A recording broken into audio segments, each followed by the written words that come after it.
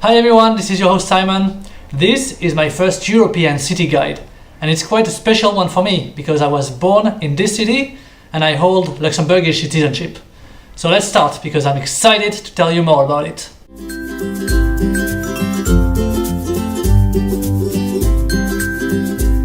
So I know this city quite well, but every time what is shocking to me is how clean, quiet and civilized this place can be. The city is spotless, and it's mostly because people are so civilized.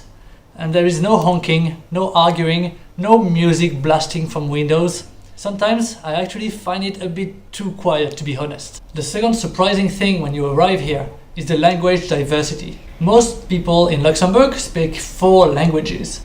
Some newspapers are in French, some stores operate only in German, you can order in English in most places, and some radio stations speak only in Luxembourgish. And I know you're wondering, so here is what it sounds like.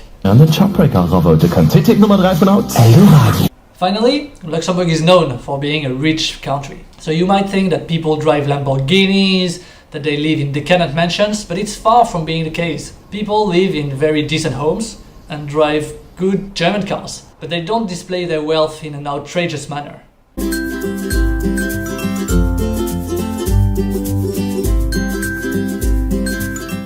Let's debunk a false image about Luxembourg.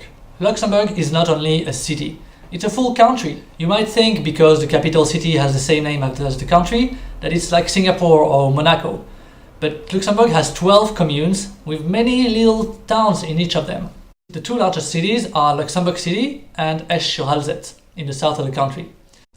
Still, the country is small, and you can easily cross the border to one of the 3 neighboring countries, France, Germany and Belgium.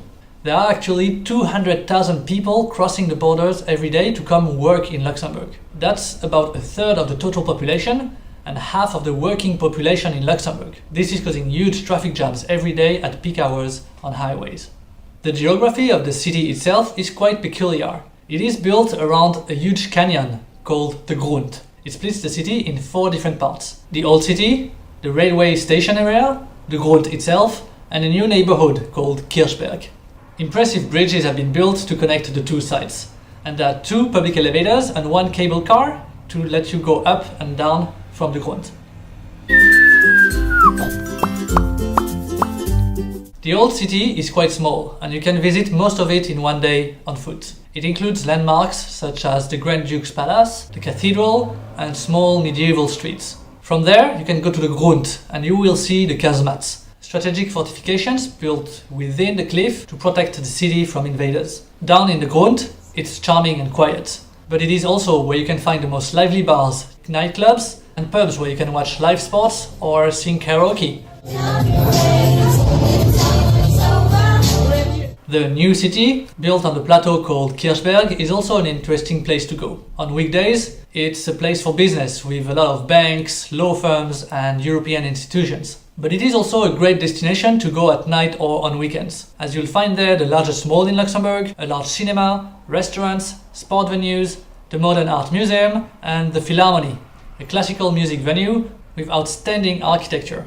Finally, I would definitely recommend that you go out of Luxembourg City to visit one of the many castles that you can find in Luxembourg. I'm in front of Vianden Castle. This castle is very well preserved, and on a wintry day like this one, you can really imagine yourself as a character of Game of Thrones.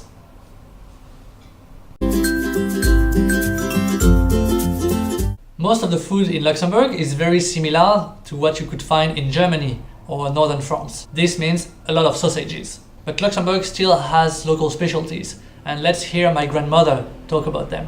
Let's start with a soup made of green beans and potatoes with butter and cream. The Bohnenschlup.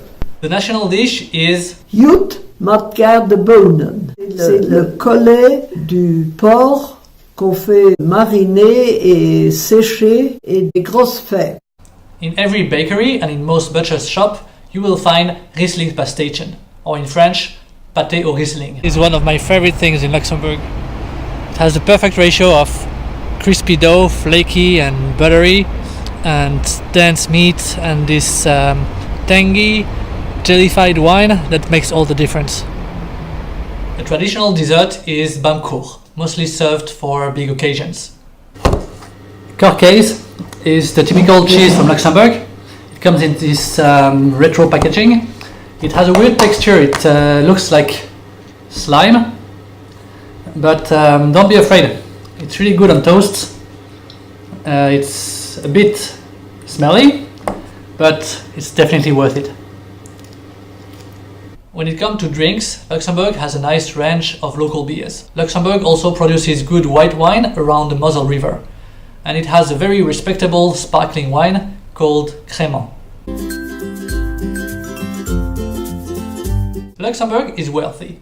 It currently has the 5th highest GDP per capita, ahead of Singapore or the Arab Emirates. But it used to be a modest farming area. So what happened? Well, first, iron was found in the soil. And Luxembourg played a smart move, forcing every industry that wanted to extract this iron to refine it locally. This created a huge economic boom. Today, even though the largest steel producer in the world is still headquartered in Luxembourg, the industrial site has been converted. So I'm here in Belleval, and what you can see behind me is this remain from the industrial times of Luxembourg, where there was this huge steel factory. And now all around there are universities, housing, there's a big mall, there's a cinema, there's a concert hall, so that's quite a fascinating place. But there was also a second economic boom when Luxembourg passed laws to reduce corporate tax rates.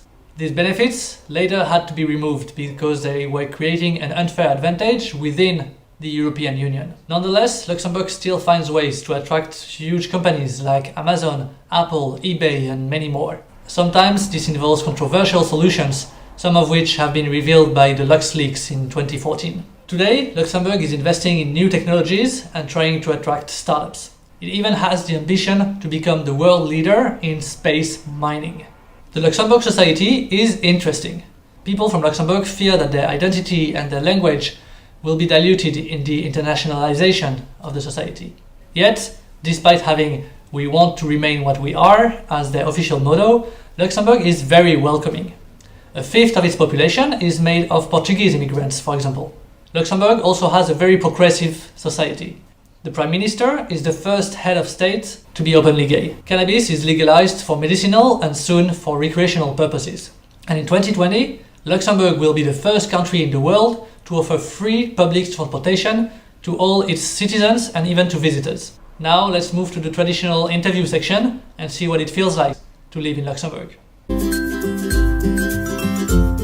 Hi Yannick. Hi Shira. So please tell us 2 things that you like the most about Luxembourg. Okay, so the first thing is that Luxembourg is quite in the center of Europe, so it's easy to travel around, everything is in short distance, and because Luxembourgish people are speaking, most of them, 4 languages, it's really easy for us to travel around. The second thing is that it's quite international, especially for me who is a musician. It's easy to meet people also in the Philharmonie, to have contact with French, German and people from everywhere. Tell us the 2 things that you like least about Luxembourg. The first thing is the weather. It's not warm enough for me. I'm a summer person and I would like many more hot summer days in Luxembourg. And the And the second second thing? thing is that Luxembourg has many problems with traffic jams. And we are looking for solutions, but still it's a pain to take your car, and wherever you want to go, you can be sure to be Stuck in traffic. Exactly. Mm-hmm. Okay. Finally, please tell us a phrase that exists in Luxembourgish that you can't really find in other languages. Het wordt geen ding om Käfig gerabbelt, which means nobody asked your opinion, so please shut up. I use this quite a lot. Thank you so much, Yannick. Thank you, Shira. Bye. Bye. That's it. I hope you found this video interesting and useful. If so, please give me a thumbs up and register down below to be notified for the next videos. Bye!